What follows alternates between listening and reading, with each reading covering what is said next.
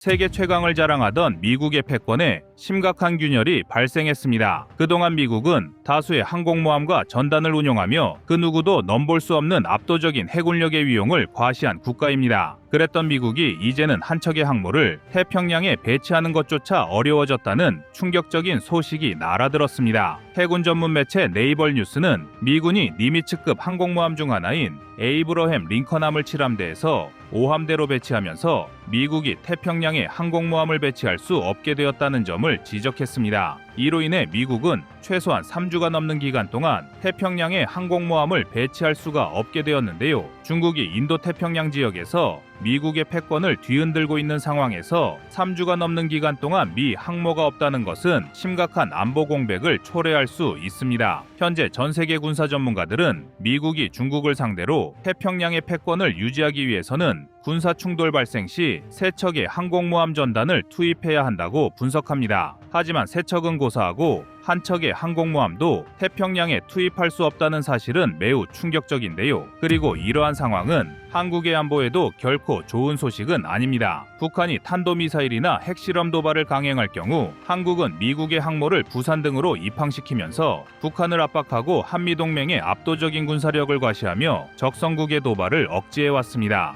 하지만 미 항모의 공백이 생겼다는 것은 이러한 도발 억지력이 흔들릴 수 있으며 미국과 패권 경쟁에 나서며 공격적으로 항모를 건조하고 남중국해 등에서 깡패 노릇을 일삼는 중국의 추가적인 군사 행동을 초래할 수도 있는데요. 네이벌 뉴스도 중국과 필리핀이 남중국해 일대에서 빈번하게 군사 충돌을 일삼는 상황에서 미국이 태평양에 항공모함을 배치하지 못하는 것에 우려를 표했습니다. 그리고 태평양에 항공모함이 배치되지 않는 지금의 상황을 두고 한국에서도 두 가지 시각이 대두되고 있는데요. 첫 번째는 미국의 항모 전력이 점차 힘에 부치는 상황을 우려하는 위기설이며, 두 번째는 미 항모 전력의 도움을 받기 어려운 상황을 대비하여 한국도 항모 개발을 다시 시작해야 한다는 시각입니다. 그래서 준비했습니다. 오늘은 미국 항모 전단의 위기설을 짚어보고 한국 해군의 항모 필요성에 대해 자세히 알려드리겠습니다.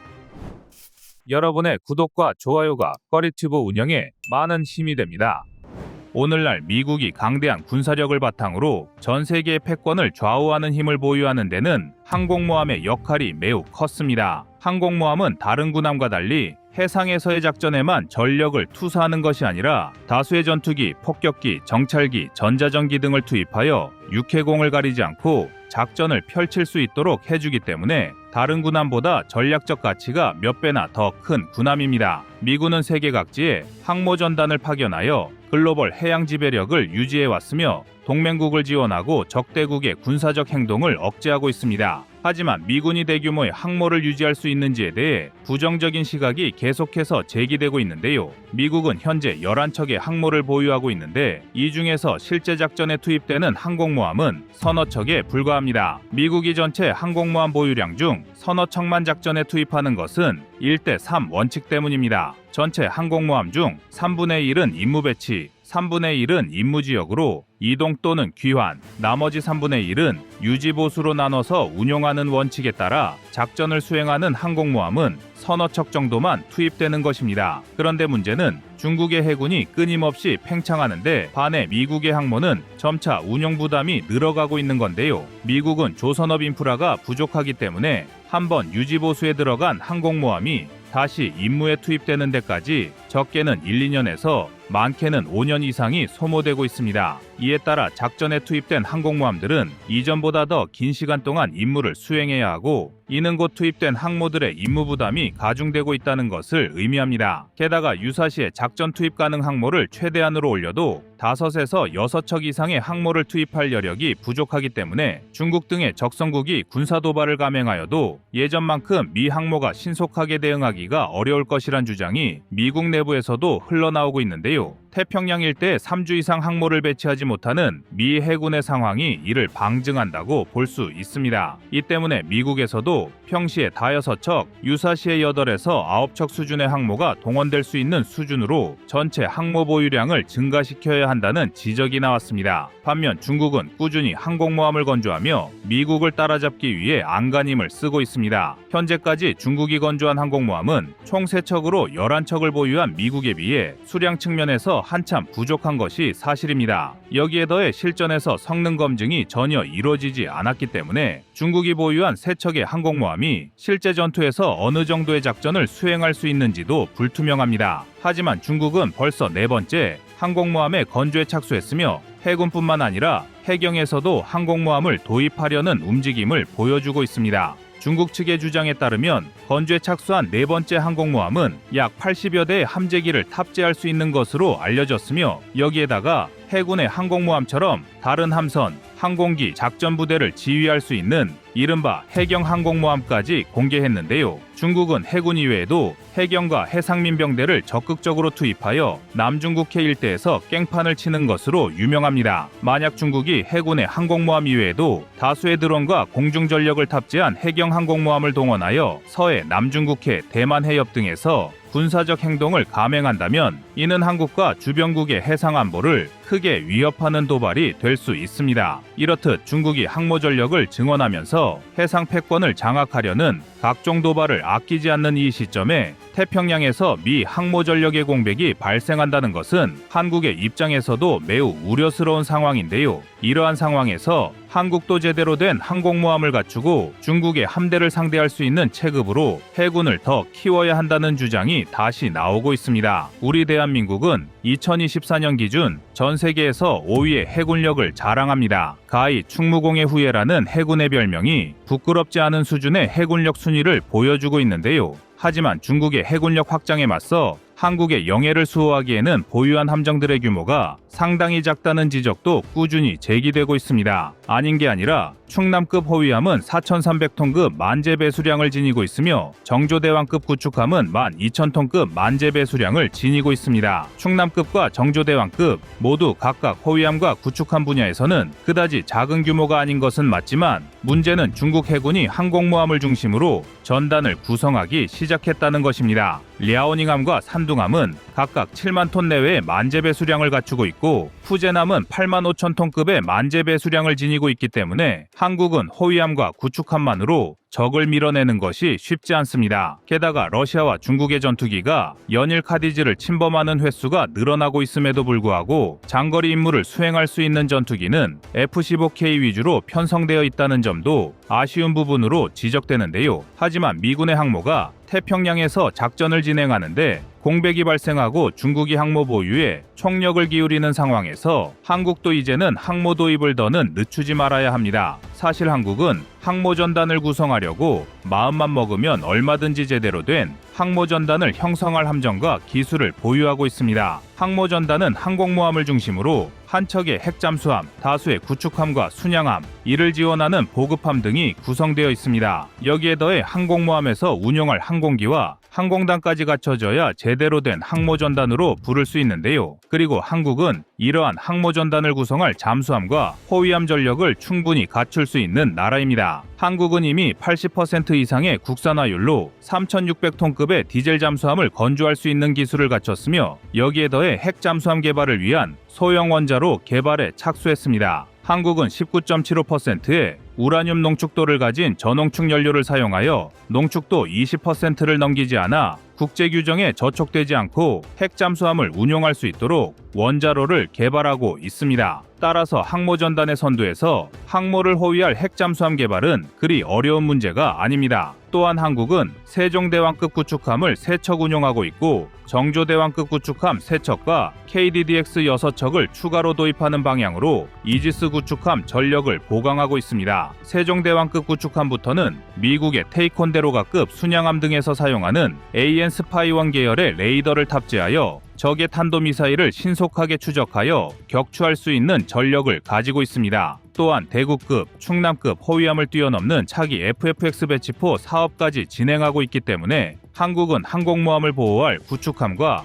호위함 전력도 얼마든지 운용이 가능합니다. 마지막으로 한국은 항공모함에서 운용할 수 있는 KF-21의 함재기 버전도 준비 중인데요. 이미 2022년 9월에 KF-21N의 모급을 공개했을 정도로 이전부터 보라매를 함재기로 운용할 수 있는 성능 계량을 구상해둔 상태입니다. 이처럼 한국은 항공모함을 운용하는 데 필요한 전단을 구성할 전력을 언제든 구축할 수 있는 역량을 가지고 되고 있습니다. 그렇기 때문에 이제 중요한 것은 어느 정도의 배수량을 지닌 항공모함을 개발할 것인지 결정하고 예산을 책정하는 일만 남았는데요. 중국이 건조한 세 번째 항공모함인 푸제남이 7만 8천 톤의 경하 배수량과 8만 5천 톤의 만재 배수량을 지니고 있다는 점을 고려할 때 한국도 중국 해군과 대등한 체급의 해군 전력을 보유하기 위해서는 7만 톤급 규모의 중형 항모가 필요합니다. 해군은 직접적인 무력 수단을 사용하여 적성국의 군함을 침몰시키기 전에 우선 밀어내기 전략을 통해 적을 퇴각시키는 것이 우선입니다. 그래서 적성국의 함정과 비슷한 규모를 갖추어야만 밀어내기 전략을 원활하게 구사할 수 있으며 중국이 최소 7만 톤급에서 8만 5천 톤급의 항모들을 도입하고 있다는 것을 고려할 때 한국도 7만 톤급의 중형 항모를 보유하는 것이 4만 톤급의 경항모를 보유하는 것보다 더 나은 판단입니다.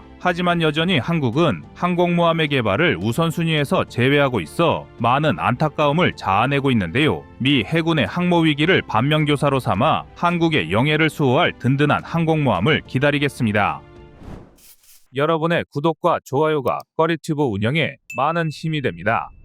5월 23일 림팩 해상훈련 영상입니다. 림팩은 미국과 영국의 주도로 진행되는 세계 최대 규모의 국제 해군훈련입니다. 그런데 림팩에는 특이하게도 미국과 영국의 동맹국뿐만 아니라 중국과 러시아도 참여하며 그 외에도 해군을 가지고 있는 대부분의 국가에서 옵저버와 정보선을 파견하는 등 단일 군사훈련으로는 세계에서 가장 큰 규모를 자랑하고 있습니다. 그래서 림팩은 일반적인 연합훈련과 다르게 각국 사이의 신경전과 경쟁이 실전을 방불케 할 정도로 매우 치열한데요. 대한민국 해군은 1988년에 옵저버를 파견한 것을 시작으로 1990년 림팩부터 2022년 림팩까지 함정들을 파견하였습니다. 대한민국 해군은 림팩 훈련에서 경쟁국들을 압도하는 전과를 무수히 많이 올렸으며 특히 잠수함을 동원한 훈련에서는 그야말로 대한민국이 세계 최강의 모습을 과시했는데요. 가장 유명한 성과로는 2004년 림팩에서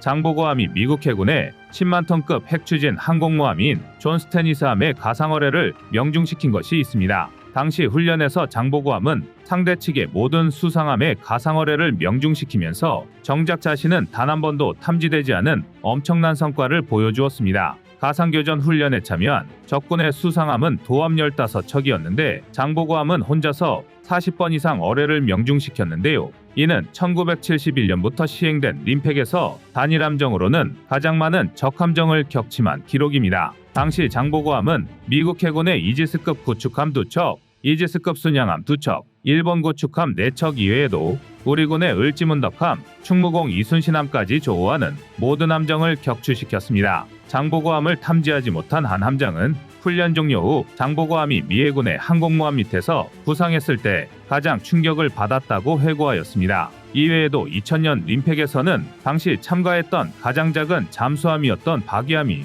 11척을 격침하였으며 대한군 군함 중 최후까지 생존한 함정이었다고 합니다. 1998년 림팩에서도 대한민국 잠수함 이종모함이 미 해군 LA급 핵잠수함을 포함한 13척을 격침시켰습니다. 당시 이종모함은 림팩 훈련 기간 중 유일하게 단 한 번도 고장 없이 작전을 수행하여 최우수 정비함으로 선정되었습니다. 이 밖에도 2002년에는 나대용함이 10척의 함정을 격침하는 전과를 올리는 등 대한민국 잠수함이 오랜 기간 혼자서 모든 활약을 독차지하게 되자 자연스럽게 이를 시기하는 국가들도 늘어났습니다. 그들은 자신들의 잠수함이 활약할 기회를 얻기 위해서 대한민국 잠수함의 공격 기회를 줄이려고 했는데요. 결국 역설적이지만 대한민국은 너무나도 우수한 전투 능력을 발휘했기 때문에 공격 임무가 아닌 수색과 정찰 임무만을 수행하는 것으로 훈련 내용이 변경되었습니다. 한국 잠수함이 공격에 가담하면 혼자서 모든 참가국을 압도해버리니 다국적 훈련이 진행되지 않는다는 이유 때문인데요.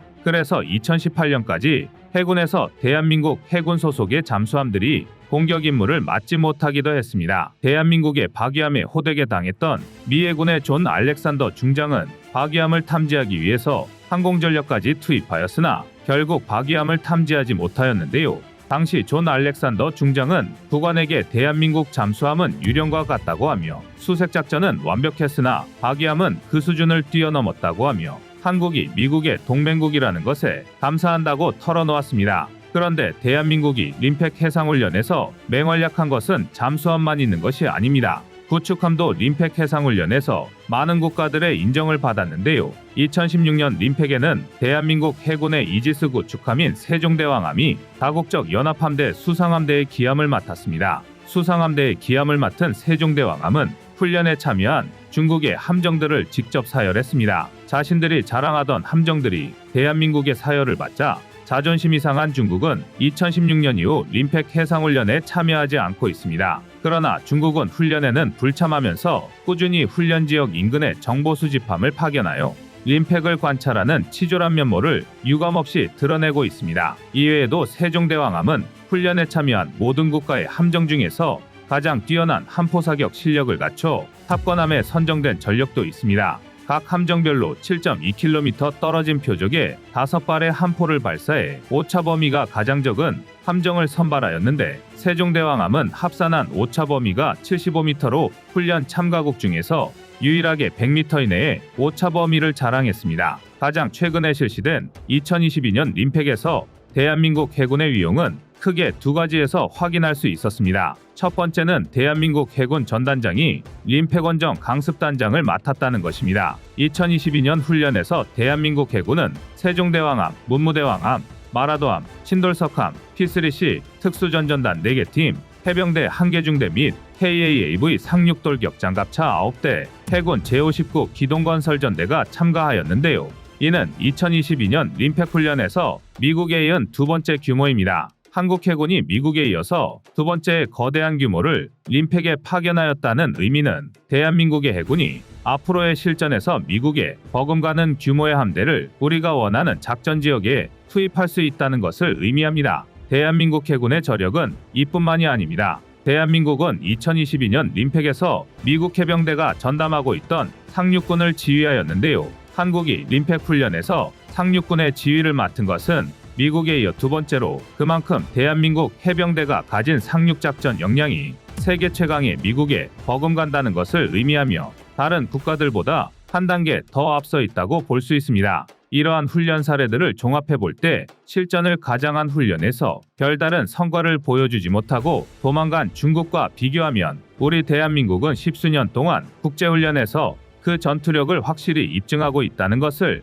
확인할 수 있습니다. 더욱 자랑스러운 소식은 여기서 끝이 아닙니다. 대한민국의 전투력은 물론이고 함정 건조 기술까지 국제무대의 인정을 받았는데요. 한국이 건조한 함정을 뉴질랜드, 페루, 필리핀 해군이 사용하여 림팩 훈련에 참가했다는 것입니다. 2022년 림팩 훈련에 참가한 국가는 26개국입니다. 약 25,000명의 장병과 38척의 해상함, 잠수함 3척, 항공기 170기가 참여하였는데 이 중에서 실질적으로 함정을 파견한 국가는 14개 국가입니다. 14개 국가 중 3개 국가가 한국산 함정만을 편성하여 훈련에 참여한 것입니다. 이를 통하여 대한민국이 함정 건조 분야에서도 두각을 보이는 것입니다. 뉴질랜드 해군은 아오테아로아라고 불리는 함정을 2022년 림팩에서 운용하였습니다. 아오테아로아는 뉴질랜드 해군이 보유한 함정 중에서 가장 큰 규모를 가지고 있는데요. 이 함정을 건조한 국가가 바로 대한민국입니다. 그 전까지의 뉴질랜드는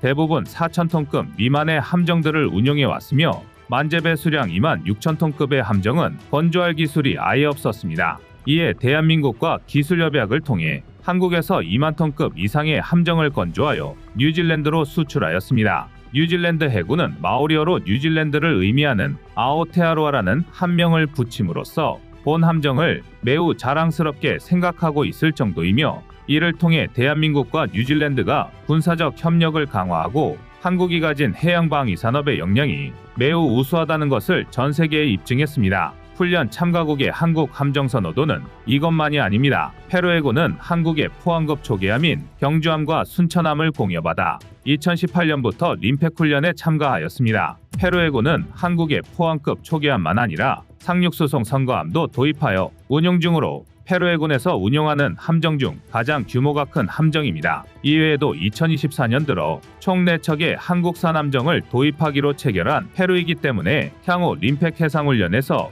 한국 함정들이 맹활약할 기회는 더욱 늘어날 것입니다. 이외에도 필리핀의 경우에는 한국에서 건조한 호세리잘급 호위함을 운용하여 림팩 훈련에 참가하였습니다. 필리핀 해군은 2018년까지만 해도 훈련에 파견할 수 있는 전투함이 없어 옵저버와 해병대 병력만을 파견하는데 그쳤습니다. 그랬던 필리핀이 대한민국으로부터 우수한 성능의 호위함을 도입함으로써 이제는 림팩 훈련에 함정을 투입할 수 있게 되었습니다. 필리핀 해군은 대한민국으로부터 2척의 호세리잘급 호위함을 도입하였는데 이는 실질적인 필리핀 해군의 전체 전투력이라 평가에도 무방합니다. 필리핀 해군의 예산 문제로 함급에 걸맞지 않은 저렴한 예산으로 도입했다고 하지만 호세리잘급 한 척의 가격은 2024년의 필리핀 국방부 전체 예산과 비교해도 무려 4.5%가 넘어가는 가격인데요. 그럼에도 불구하고 필리핀은 2척의 호위함을 도입하며 자국의 국민적 영웅인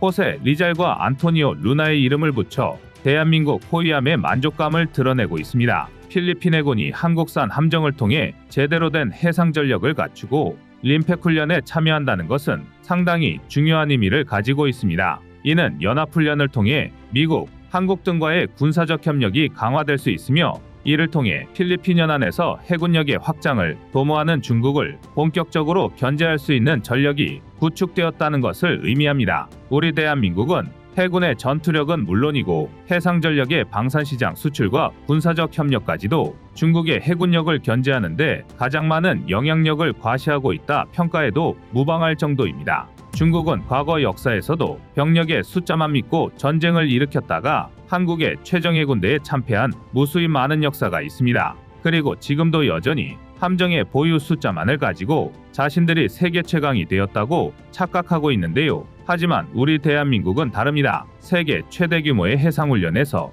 잠수함, 구축함, 호위함 등 모든 분야의 해군 전력이 세계 최고의 전투력을 가지고 있다는 것을 직접 증명해냈습니다. 바다에서 대한민국의 안보를 지키는 자랑스러운 해군에 대한 여러분의 생각은 어떠신가요? 여러분의 구독과 좋아요가 꺼리튜브 운영에 많은 힘이 됩니다.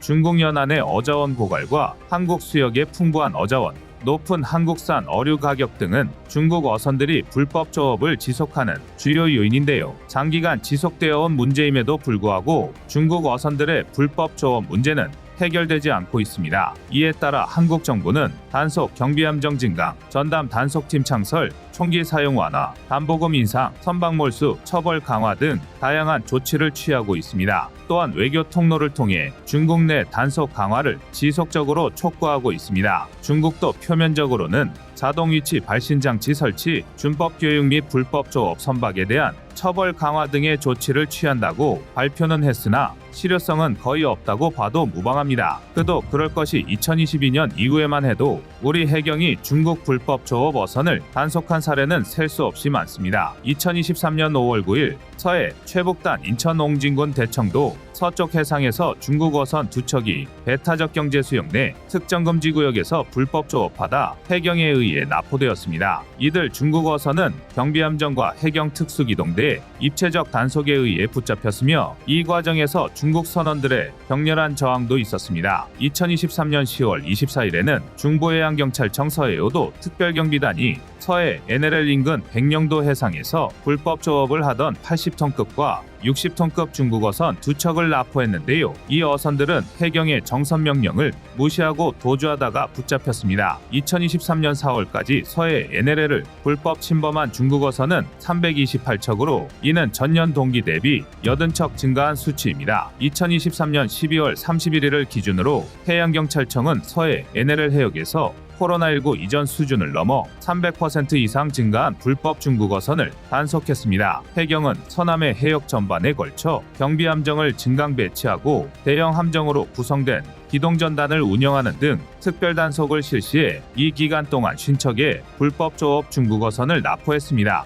그럼에도 불구하고 이 문제는 더 이상 불법 조업만의 문제가 아닌 안보 문제로서의 차원에서 근본적으로 대응해야 하는 상황입니다. 우리 해양 자원을 남획하는 것뿐만 아니라 한국의 군사 민감 지역을 위협하고 있는 것입니다. 하지만 무엇보다 가장 큰 피해를 보고 있는 것은 우리 어민들입니다. NLL 수역에서는 일일 평균 240여 척의 중국 어선이 조업을 하고 있으며 이로 인해 꽃게철 어획량이 예년에 비해 3분의 1 수준으로 감소하였습니다. 이러한 상황은 한국 어민들이 조업을 포기해야 할 정도로 심각하며 일부 어민들은 중국어선을 직접 납포하여 해경에 넘기는 사례까지 발생하고 있습니다. 따라서 대한민국도 이 문제를 해결하기 위해 여러 노력을 기울이고 있는 중이지만 결코 쉬운 문제라고 할 수 없습니다. 중국에서 메뚜기 떼처럼 몰려오는 어선들은 먹고 살기 위해 조업을 하려는 단순한 어민들만 있는 것이 아니라 중국 정부가 배후로 있는 해상민병대도 상당수 포함되어 있습니다. 이는 중국의 대외적인 전술과 관련이 있는데요. 바로 회색지대 전술입니다. 회색지대 전술은 정규군이 아닌 민병대나 민간 무장 어선과 같은 비정규 세력을 이용하여 명확한 무력 공격이 아닌 방법으로 상대에게 피해를 주는 전술입니다. 중국의 해상 민병대는 1949년 대만 국민당군의 공격을 막기 위해 창설되었으며 소련해군의 영스쿨 전략을 차용하여 잘 훈련된 소형 선박선단으로 대형 함대에 대항하는 전법을 사용했습니다. 이러한 중국 해상 민병대는 리틀 블루맨이라는 별칭으로 불리며 평상시에는 어업에 종사하다가 유사시에 군사활동을 벌이기도 합니다. 회색지대 전술을 사용하는 중국은 자신의 의도를 드러내지 않고 점진적인 방식으로 안보 목표를 성취하려 하며 정규 군대를 동원하지 않고 안보 이익을 달성하려고 합니다. 그런 의미에서 의도의 모호성과 전략적 점진주의를 추구합니다. 일종의 위장전술이라고 할 수 있어서 국제법상의 규제를 받지 않아 대응책 마련에 어려움을 겪고 있습니다. 최근에는 중국이 대만의 방공식별구역에 항공기를 보내거나 중간 수역을 침범하는 등의 행위로 대만에 피해를 주고 있으며 이러한 활동 역시 명확한 무력 공격이 아닌 수법으로 이루어지고 있습니다. 지난해 초 미국 상공에 중국의 정찰용 풍선이 발견되어 떠들썩했던 사건을 기억하시는 분들이 많이 계실 텐데요. 이 역시 중국이 내세우는 회색지대 전술 중의 하나입니다. 2023년 1월 28일 중국의 정찰용으로 추정되는 풍선이 미국 북부 몬태나주의 미군기지 상공을 지나 미 본토를 횡단하는 사건이 발생했습니다. 그야말로 전 미국이 발칵 뒤집혔는데요. 미 의회와 군에 대한 질타, 대중들의 비난 및 규탄 결의로 이어졌고 관련 풍선은 사우스캐롤라이나주 앞바다에서 격추되었습니다. 중국의 회색지대 전술은 한국에게도 심각한 악영향을 끼치고 있습니다. 앞서 언급한 것처럼 중국의 해상 민병대가 우리 서해에서 불법어업 행위를 일삼고 있으며 암초건설 등 중국의 해상 권역 확장에 앞장서고 있습니다. 또한 해상 민병대를 활용해 한국의 군사 정보를 수집하는 등의 활동도 충분히 가능합니다. 이런 심각한 상황에서 그 중요성이 더욱 부각되는 것이 해군력입니다. 대한민국 해군은 수상함과 잠수함 등을 비롯한 각종 첨단 무기체계 개발에 심혈을 기울이며 전력을 증강하고 있는데요. KDDX 개발 사업도 그중 하나입니다. 한국형 차기 구축함 KDDX는 2030년까지 7조 8천억 원을 투자하여 6,000톤급 미니 이지스함 6척을 배치하는 대형 프로젝트입니다. 이 프로젝트는 순수 국내 기술을 기반으로 개발되는 전투체계가 탑재된 첫 구축함이 될 예정입니다. KDDX 사업은 한국의 국방산업 발전과 함정 건조 분야의 경쟁력 강화를 위한 중요한 사업으로 평가되고 있으며 한국의 군사적 안보와 함께 국내 기업들의 경제적 이익에도 큰 영향을 미칠 것으로 예상됩니다. KDDX가 특히 의미가 있는 것은 선체부터 전투체계, 다기능 레이더를 비롯해 각종 무장까지 모두 국내 기술로 건조되는 첫 구축함이기 때문입니다. 완전 전기 추진 방식으로 구현되어 대용량, 고출력 통합 전기식 추진 체계를 적용했습니다. 또한 한국형 합동전술 데이터 링크 체계를 탑재하여 전술 정보를 실시간으로 공유하고 전파할 수 있는 체계를 구축하고 있습니다. 미니 이지스함이라는 별칭과 다르게 KDDX는 이지스 구축함과 다를 바 없는 무장과 위력을 갖추고 있습니다. 127mm 함포와 KVLS-1, KVLS-2를 탑재하고 있으며 KVLS는 대공미사일, 대잠미사일, 대표적인 대지공격 미사일 등 다양한 미사일을 발사할 수 있습니다. 여기에 이지스 구축함과 유사한 레이더와 미사일 요격 시스템 등도 탑재됩니다. 이를 통해 해상에서 적의 유도탄이나 항공기, 함정, 잠수함 등 대공, 대함, 대잠 목표물에 대해 동시 제압이 가능합니다. 또한 전술 데이터 링크도 눈여겨봐야 합니다. 전술 데이터 링크는 감시 정찰, 지휘 통제, 정밀 타격 체계 간 상호 운용성을 위해 표준화된 디지털 전술 정보를 실시간으로 연동하는 기술이라고 할 수 있는데요. 무기 체계 및 지휘 통제 체계 간의 전술 정보 교환을 위하여 정형화된 표준의 메시지를 컴퓨터와 통신 시스템으로 이용하는 디지털 통신망입니다. 한국에서는 링크-K, 링크16KVMF, VMF, 링크11AB와 같은 표준 전술 데이터 링크와 RASD, ISDL 등 한국군 고유의 전술 데이터 링크가 있으며 이에 대한 상호 운용, 통합 및 업그레이드에 따른 성능 개선 사업이 요구되고 있는데요. 현재 하나시스템 LIG-NEX1은 링크22도 개발하고 있는 중입니다. 링크22는 해상 전술 데이터 링크로 수상함, 잠수함, 항공기 등이 해상, 수중, 공중에서 탐지한 표적 정보를 실시간으로 공유 전파하는 디지털 통신망입니다. 이를 통해 감시체계, 지휘통제체계, 타격체계를 신속하고 효과적으로 연동하여 아군 전력이 대함전, 대잠전, 탄도탄 방어에 유기적인 작전을 펼칠 수 있도록 돕습니다. 링크22는 미 해군이 사용하고 있는 기존의 링크11에 신형 암호 장비를 적용하고 항제밍 성능 향상과 통신 능력을 높인 점이 특징인데요. 링크21을 탑재한 함정은 해상에서 실시간으로 전술 정보를 공유할 수 있게 되어 연합작전 수행 능력이 향상될 것으로 기대됩니다. 따라서 KDDX의 링크22 같은 전술 데이터 링크가 통합되면 해상 전투체계 간 위치, 표적, 위협 등의 전술 정보를 실시간으로 공유하고 전파할 수 있게 되어 해상 전투체계 간의 상호 운용성이 향상됩니다. 이를 통해 해상 전투체계 간의 신속하고 정확한 정보 교환 및 통합적인 작전 수행이 가능해지며 전투체계 간의 협력성이 높아져 전투력을 향상시킬 수 있습니다. 또한 링크22는 기존의 링크11에 비해 전송 속도와 보안성, 신뢰성 등이 크게 향상되어 전투체계 간의 정보 전달이 더욱 빠르고 안전하게 이루어질 수 있습니다. KDDX의 개발이 완료되면 대한민국 해군의 전투력을 강화하고 우리 영해 방어에 상당한 영향을 미칠 것으로 예상되는데요. 2020년에 본격적으로 추진된 KDDX 개발 사업은 현재 성과들이 조금씩 나타나고 있습니다. 우선 HD현대중공업이 전투체계, 레이더, 핵심무장 등 설계 착수 3년 만에 KDDX의 기본 설계를 완료했으며 지난 27일에 울산에서 해군, 방사청, 국방과학연구소 등의 관계자들이 참석한 가운데 KDDX 기본 설계 종료식을 갖기도 했습니다. HD현대중공업이 완료한 기본 설계는 함정의 재원과 성능을 비롯해 무기체계, 장비의 사양과 배치, 체계 연동 등을 결정짓는 함정 건조 단계의 핵심입니다. 함정 건조는 여러 단계를 거치게 되는데요. 개념 설계 이후 기본 설계가 종료되면 상세 설계에 들어가고 선도함 건조, 그리고 후속함 건조로 마무리가 됩니다. 따라서 현재 알려져 있거나 추정하는 KDDX의 정확한 체계는 상세 설계가 완성되는 내년쯤이나 알 수 있을 것 같습니다. 우리 영해를 밥 먹듯이 침범해 귀중한 해양 자원을 강탈해가는 중국 어선을 언제까지나 두고 볼 수는 없는 노릇입니다. 강력한 대응과 정책으로 우리 어민들의 권리와 해양 주권을 지켜야 합니다. 여러분의 생각은 어떠신가요? 이상 거리튜브였습니다.